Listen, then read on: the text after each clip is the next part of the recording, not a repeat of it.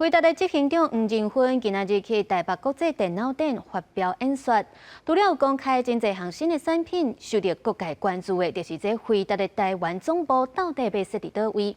黄仁勋即马是正式来宣布会伫咧树林北投。另外，黄仁勋也强调，回答即马已经毋是单纯的科技公司，是已经正做 AI 基础架构公司。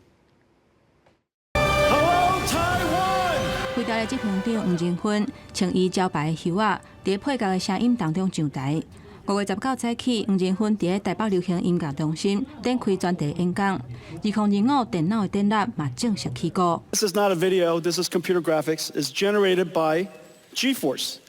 This is a brand new GeForce 5060 RTX 5060, and this is from ASUS.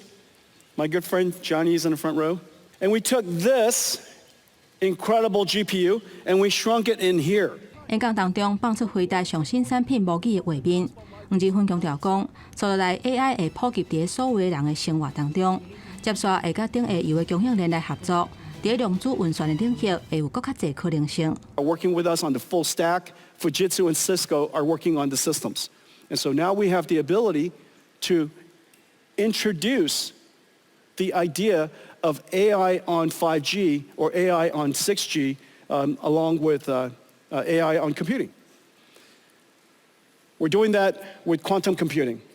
现场5000人是坐甲满，包括鸿海董事长刘荣伟、广达创办人林碧丽、华硕董事长施宗同，还有台北市长蒋万安嘛，拢有去到现场。黄仁勋嘛，甲有合作的百外间厂商、甲学校等等的名单，显示伫伊演讲的背景。 将来我们要迎接的呢，就是 AI 无所不在，而且应用端百花齐放这样的一个商机。所以从这个角度来看的话呢，当人类进入人工智慧的时代，台湾的 AI 产业、资通讯产业只会越来越重要。全球 AI 的风潮同时行。 这届电脑的展览，官方嘛伫同一天举办全球记者会，是请25个国家1400个厂商来参加，持续关注这个产业的革新甲未来。公司新闻台北报道。